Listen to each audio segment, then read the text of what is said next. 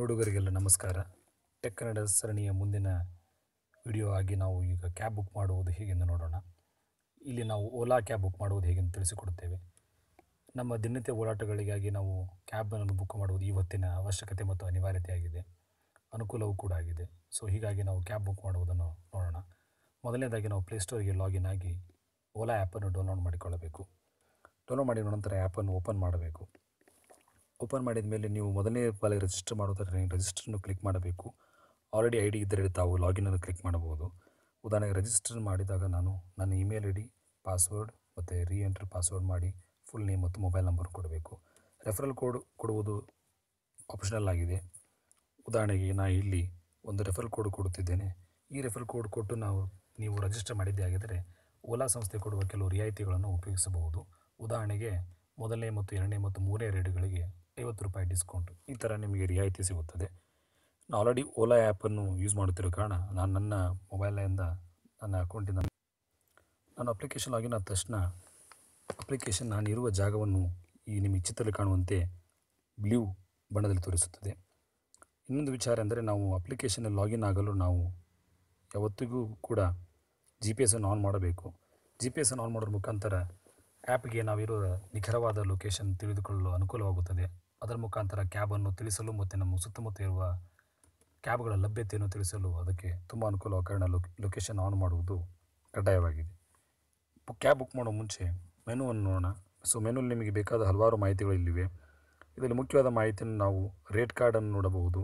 ಇದರಲ್ಲಿ ಯಾವ ಜಾಗದಿಂದ ಹೋಗಲು ಎಷ್ಟೆಷ್ಟು ದುಡ್ಡು ಆಗುತ್ತದೆ ಎಂಬುದರ ಬಗ್ಗೆ ಸಂಕ್ಷಿಪ್ತವಾದ ಮಾಹಿತಿ ಇರುತ್ತದೆ. ಜಾಗದಲ್ಲಿ ಅನ್ನೋದಕ್ಕಿಂತ ಯಾವುದರಿಂದ ಯಾವ ಕೆಟಗರಿಗೆ ಎಷ್ಟು ರೇಟು, ಎಷ್ಟು ಕಿಲೋಮೀಟರ್ ಅನ್ನೋದು ಈ ಮಾಹಿತಿಯನ್ನು ತಾವು ಕ್ಯಾಬ್ ಬುಕ್ ಮಾಡುವಾಗ ತಿಳಿದುಕೊಳ್ಳಬಹುದು. ಮತ್ತು ಇನ್ನೊಂದು ಮುಖ್ಯವಾದ ಓಲಾ ಮನಿ. ಓಲಾ ಮನಿ ಎಂದರೆ ಈ ಒಂದು ನಮಗೆ ಅಕೌಂಟ್ ತರಹ.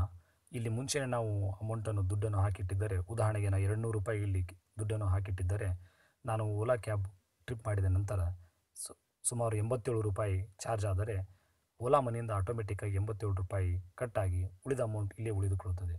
ಓಲಾ ಮನಿಯಿಂದ ದುಡ್ಡು ಹಾಕುವುದರ ಅನುಕೂಲವೆಂದರೆ ನಾವು ಕ್ಯಾಬ್ ಬುಕ್ ಮಾಡುವಾಗ ಯಾವುದೇ ಕಾರಣಕ್ಕೂ ಚಿಲ್ಲರೆ ಸಮಸ್ಯೆ ಆಗುವುದಿಲ್ಲ ಬಿಲ್ಲಿಂಗಲ್ಲಿ, ಮತ್ತು ಟ್ರಾನ್ಸ್ಪರೆಂಟಾಗಿ ಬಿಲ್ಲಿಂಗು ಕಟ್ಟಾಗ ಅನುಕೂಲ ಆಗುತ್ತದೆ. ಆದ ಕಾರಣ ಕ್ಯಾಶ್ನ ಸಮಸ್ಯೆಯನ್ನು ನೀಗಿಸಲು ನಾವು ಓಲಾ ಮನಿಗೆ ದುಡ್ಡು ಹಾಕುವುದು ಒಳ್ಳೆಯದು ಎಂದು ಅಂದ್ಕೊಳ್ಳಬಹುದು. ಆಮೇಲೆ ದುಡ್ಡು ಹಾಕುವಾಗ ನಾವು ನಮಗೆ ಅವಶ್ಯಕವಾದಷ್ಟು ದುಡ್ಡನ್ನು ಉದಾಹರಣೆಗೆ ₹100-200 ಹಾಕಬಹುದು. ದುಡ್ಡು ಖಾಲಿಯಾದ ನಂತರ ಮತ್ತೆ ನಾವು ರಿಚಾರ್ಜ್ ಮಾಡಿಕೊಳ್ಳಬಹುದು. ಸೊ ಈಗ ಕ್ಯಾಬ್ ಬುಕ್ ಮಾಡೋದು ಹೇಗೆ ನೋಡೋಣ. ಬುಕ್ ಯುವರ್ ರೈಟ್ಸ್ ಆಪ್ಷನಿಗೆ ಹೋದಾಗ ನಾನು ವಿಜಯನಗರ ಎಂದು ಸೆಲೆಕ್ಟ್ ಮಾಡುತ್ತಿದ್ದೇನೆ. ನನ್ನ ಸದ್ಯದ ಲೊಕೇಶನ್ನು ನಾನು ಬೇಕಾದ ಲೊಕೇಶನ್ನು ಸೆಲೆಕ್ಟ್ ಮಾಡಿಕೊಳ್ಳಬಹುದು. ಉದಾಹರಣೆಗೆ ನಾನು ನನ್ನ ಸ್ನೇಹಿತನೇ ಬುಕ್ ಮಾಡಬೇಕೆಂದರೆ ನಾನು ಮಲ್ಲೇಶ್ವರಂ ಎಂದು ಸೆಲೆಕ್ಟ್ ಮಾಡಿಕೊಂಡು ಕ್ಯಾಬ್ ಬುಕ್ ಮಾಡಿ ನನ್ನ ಸ್ನೇಹಿತನಿಗೆ ಡ್ರೈವರ್ ಮಾಹಿತಿಯನ್ನು ಕೂಡ ತಿಳಿಸಬಹುದು. ನಾನೀಗ ವಿಜಯನಗರದಿಂದ ಕ್ಯಾಬ್ ಬೇಕಾದ್ರೆ ವಿಜಯನಗರ ಎಂದು ಬುಕ್ ಸೆಲೆಕ್ಟ್ ಮಾಡುತ್ತಿದ್ದೇನೆ. ಇಲ್ಲಿ ಕೆಳಗಡೆ ಕಾಣುವ ಎಂಟರ್ ಡ್ರಾಪ್ ಲೊಕೇಶನ್ ಕ್ಲಿಕ್ ಮಾಡಿದಾಗ ಇಲ್ಲಿ ನಾನು ಕೆಂಪೇಗೌಡ ಬಸ್ ಸ್ಟ್ಯಾಂಡ್ ಅಥವಾ ಮೆಟ್ರೋ ಸ್ಟೇಷನ್ನು ಸೆಲೆಕ್ಟ್ ಮಾಡಿಕೊಳ್ಳುತ್ತಿದ್ದೇನೆ. ವಿಜಯನಗರದಿಂದ ಕೆಂಪೇಗೌಡ ಮೆಟ್ರೋ ಸ್ಟೇಷನ್ವರೆಗೂ ನನ್ನ ರೂಟ್ ಬೇಕಾಗಿದೆ. ಈ ರೂಟಲ್ಲಿ ಕಾಣುವ ನನಗೆ ಕ್ಯಾಬ್ಗಳನ್ನು ತೋರಿಸಿ ಎಂದು ನಾನು ಅಪ್ಲಿಕೇಶನ್ಗೆ ಹೇಳಿದಾಗ ಅಪ್ಲಿಕೇಶನ್ ಕೆಳಗಡೆ ಇಲ್ಲಿ ಇಷ್ಟೊಂದು ಮಾಹಿತಿಯನ್ನು ತೋರಿಸುತ್ತದೆ. ಶೇರ್ ಅಂದರೆ ನಿಮ್ಮ ಜೊತೆ ಇನ್ನೊಬ್ಬ ಸಹ ಪ್ರಯಾಣಿಕರು ಪ್ರಯಾಣಿಸುತ್ತಾರೆ. ಇದರಲ್ಲಿ ಸ್ವಲ್ಪ ದುಡ್ಡು ಕಡಿಮೆ ಆಗಬಹುದು, ಆದರೆ ನಿಮಗೆ ಲಭ್ಯತೆ ಮತ್ತು ಇದರ ವಿಚಾರಗಳು ಆ್ಯಪ್ ಮೇಲೆ ಡಿಪೆಂಡ್ ಆಗಿರುತ್ತವೆ. ಮೈಕ್ರೋ ಅಂದರೆ ನಿಮಗೋಸ್ಕರನೇ ಒಂದು ಎಕ್ಸ್ಕ್ಲೂಸಿವ್ ಕ್ಯಾಬ್ ಇರುತ್ತದೆ.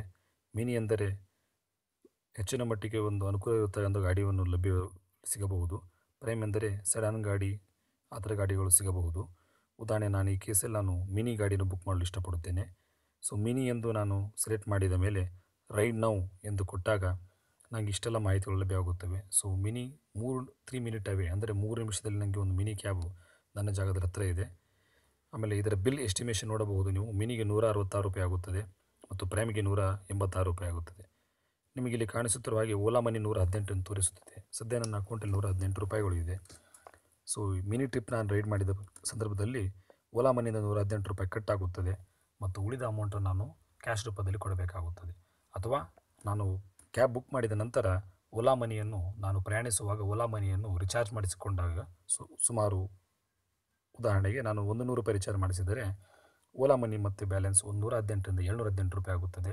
ಸೊ ಟ್ರಿಪ್ ನಂತರ ₹166 ಕಟ್ಟಾಗಿ ಉಳಿದ ಅಮೌಂಟ್ ನನ್ನ ಕೈಯಲ್ಲಿ ಉಳಿಯುತ್ತದೆ. ಸೊ ಓಲಾ ಮನಿ ಒಂದೆಡೆ ದುಡ್ಡು ನನ್ನ ಹತ್ರ ಇಲ್ಲ ಅಂದರೆ, ಝೀರೋ ಇದ್ದರೆ, ಸೊ ₹166 ಬಿಲ್ಲನ್ನು ನಾನು ಪೇ ಮಾಡಬೇಕಾಗುತ್ತದೆ. ಮತ್ತು ಈ ₹166 ಅಂದಾಜು ಮೊತ್ತವಾಗಿದ್ದು ಟ್ರಾಫಿಕ್, ನಾವು ಫಾಲೋ ಮಾಡೋ ರೂಟ್ ಮತ್ತು ಇತರೆ ಹಲವಾರು ಡಿಪೆಂಡೆನ್ಸಿಗಳ ಮೇಲೆ ಅದು ಅಮೌಂಟ್, ಕೊನೆಯ ಅಮೌಂಟ್ ವ್ಯತ್ಯಾಸವಾಗುವ ಸಾಧ್ಯತೆಗಳು ಇರುತ್ತವೆ. ಇಲ್ಲಿ ಅಪ್ಲೈ ಕೂಪನ್ ಎಂಬ ಒಂದು ಆಯ್ಕೆ ಇದೆ. ಸೊ ಓಲಾ ಕಂಪನಿಯವರು ಆವಾಗವಾಗ ಆಫರ್ಗಳನ್ನು ಬಿಟ್ಟಿರುತ್ತಾರೆ. ಸೊ ಆಫರ್ಗಳು ನೋಡಿಕೊಂಡು ನಾವು ಯಾವ್ದಾದ್ರು ಕೂಪನ್ಗಳಿದ್ದರೆ ಬಳಸೋದ್ರ ಮುಖಾಂತರ ನಮಗೆ ಕೆಲವೊಂದು ಡಿಸ್ಕೌಂಟ್ ಮತ್ತು ರಿಯಾಯಿತಿಗಳನ್ನು ಉಪಯೋಗಿಸಿಕೊಳ್ಳಬಹುದು. ಈಗ ನಾನು ಕನ್ಫರ್ಮ್ ಬುಕ್ಕಿಂಗ್ ಎಂದು ಕ್ಲಿಕ್ ಮಾಡಿದಾಗ ಬುಕ್ಕಿಂಗ್ ಕನ್ಫರ್ಮ್ ಆಗುತ್ತದೆ. ಸೊ ಕನ್ಫರ್ಮ್ ಬುಕ್ಕಿಂಗ್ ಆದಮೇಲೆ ಕ್ಯಾನ್ಸಲೇಷನ್ ಚಾರ್ಜ್ ಇರುವ ಕಾರಣ ನಾನು ಕನ್ಫರ್ಮ್ ಬುಕ್ಕಿಂಗ್ ಮಾಡ್ತಾಯಿಲ್ಲ. ಆದರೆ ಅದು ಸ್ಕ್ರೀನ್ ಹೇಗೆ ಕಾಣುತ್ತದೆ ಎಂದು ಓಲಾ ಆ್ಯಪ್ ಮುಖಾಂತರ ನೋಡೋಣ.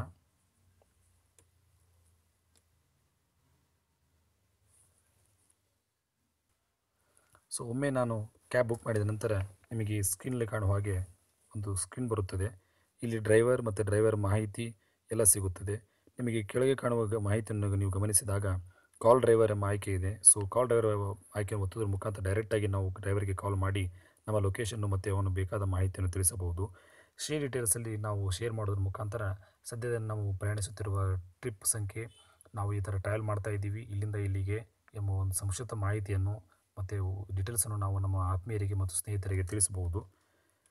ಇನ್ನು ಸಪೋರ್ಟ್ ಮತ್ತು ಮೋರ್ ಆಪ್ಷನ್ಸ್ಗಳು ಹೋಗೋದ್ರ ಮುಖಾಂತರ ಏನಾದರೂ ಇಶ್ಯೂಸ್ಗಳಿದ್ದರೆ, ಏನಾದರೂ ಕನ್ಸರ್ನ್ಸ್ಗಳಿದ್ದರೆ ನಾವು ತಿಳಿಸಬಹುದು. ಮತ್ತು ನೀವು ಮೇಲೆ ಚಿತ್ರ ಕಾಣುವ ಹಾಗೆ 2 ಮಿನಿಟ್ ಎಂದು ತೋರಿಸುತ್ತಿದೆ. ಸೊ ಇಲ್ಲಿ ಕ್ಯಾಬ್ ನಮಗೆ 2 ನಿಮಿಷದಲ್ಲಿ ನಮ್ಮ ಅಂತರದಲ್ಲಿ ನಮ್ಮನ್ನು ಬಂದು ಸೇರುತ್ತದೆ ಎಂದು ಅವರು ಮಾಹಿತಿ ಕೊಡುತ್ತಿದ್ದಾರೆ. ಸೊ ಡ್ರೈವರ್ಗೆ ನಾವು ಕಾಲ್ ಮಾಡಿ ಕನ್ಫರ್ಮ್ ಮಾಡಿಕೊಂಡು ನಾವು ಪಿಕರ್ ಲೊಕೇಶನ್ ತಿಳಿಸಬಹುದು. ಒಮ್ಮೆ ಟ್ರಿಪ್ ಎಲ್ಲ ಎಂಡ್ ಆದ ಮೇಲೆ ನಾವು ಈ ಥರ ಅಮೌಂಟ್ ಬರುತ್ತದೆ. ಸೊ ಇಲ್ಲಿ ನೋಡಬಹುದು ನೀವು ₹57 ಬಿಲ್ ಆಗಿದೆ. ಡ್ರೈವರು ಇಲ್ಲಿಂದ ಇಲ್ಲಿ ಪಿಕಪ್ ಮಾಡಿದ, ನಿಮಗೆ ಡ್ರಾಪ್ ಮಾಡಿದ ಮಾಹಿತಿ ಇದೆ. ಪೇಡ್ ಬೈ ಓಲಾ ಮನಿ ಎಂದು ಆಪ್ಷನ್ಸ್ ಕಾಣಿಸುತ್ತಿದೆ. ನೀವು ಕ್ಯಾಶಲ್ಲೂ ಪೇ ಮಾಡಬಹುದು, ಓಲಾ ಮನಿಯಿಂದಲೂ ಪೇ ಮಾಡಬಹುದು. ಮತ್ತು ನೀವು ಓವರಾಲ್ ನಿಮ್ಮ ಟ್ರಿಪ್ ಹೇಗಾಯಿತು ಎಂದು ನೀವು 1 ರಿಂದ 5 ಚುಕ್ಕೆಗಳಲ್ಲಿ ತಿಳಿಸೋದ್ರ ಮುಖಾಂತರ ಟ್ರಿಪ್ ಬಗ್ಗೆ ಅನಿಸಿಕೆಗಳನ್ನು ತಿಳಿಸಬಹುದು. ನೆನಪಿರಲಿ, ಡ್ರೈವರ್ ಕೂಡ ನಮಗೆ ರೇಟಿಂಗ್ ಕೊಡುವ ಸಾಧ್ಯತೆಗಳು ಇರುತ್ತದೆ. ಸೊ ನಾವು ಡ್ರೈವರ್ ಮತ್ತು ನಾವು ಹೇಗೆ ನಮ್ಮದು ಕಮ್ಯುನಿಕೇಷನ್ ಇತ್ತು, ಹೇಗೆ ನಮ್ಮದು ಟ್ರಿಪ್ ಹೇಗಿತ್ತು ಅನ್ನೋ ಅನುಭವವನ್ನು ಎರಡರ ಜೊತೆ ಶೇರ್ ಮಾಡ್ಕೋ ಮುಖಾಂತರ ಕಂಪನಿಯವರು ನಮ್ಮ ಬಗ್ಗೆ ಮಾಹಿತಿಯನ್ನು ಮತ್ತು ಡ್ರೈವರ್ ಬಗ್ಗೆ ಮಾಹಿತಿಯನ್ನು ಸಂಗ್ರಹಿಸುವ ಸಾಧ್ಯತೆ ಇರುತ್ತದೆ. ಈ ವಿಡಿಯೋ ನಿಮಗೆ ಉಪಯುಕ್ತವಾಗಿದೆ ಎಂದು ಭಾವಿಸುತ್ತೇನೆ. ಮತ್ತು ಓಲಾ ಮನಿ ಬುಕ್ ಮಾಡಲು ಏನಾದರೂ ನಿಮಗೆ ಸಮಸ್ಯೆಗಳಿದ್ದರೆ ಕಮೆಂಟ್ ಸೆಕ್ಷನ್ ಮಾಡೋದ್ರ ಮುಖಾಂತರ ತಿಳಿಸಿ. ನೆಟ್ ಕನ್ನಡ ಮುಖಾಂತರ ಹೆಚ್ಚು ಜನರಿಗೆ ರೀಚ್ ಆಗುವುದಕ್ಕಾಗಿ ಈ ವಿಡಿಯೋವನ್ನು ಶೇರ್ ಮಾಡಿ ಮತ್ತು ನಿಮ್ಮ ಸ್ನೇಹಿತರಿಗೂ ತಿಳಿಸಿ. ಧನ್ಯವಾದಗಳು.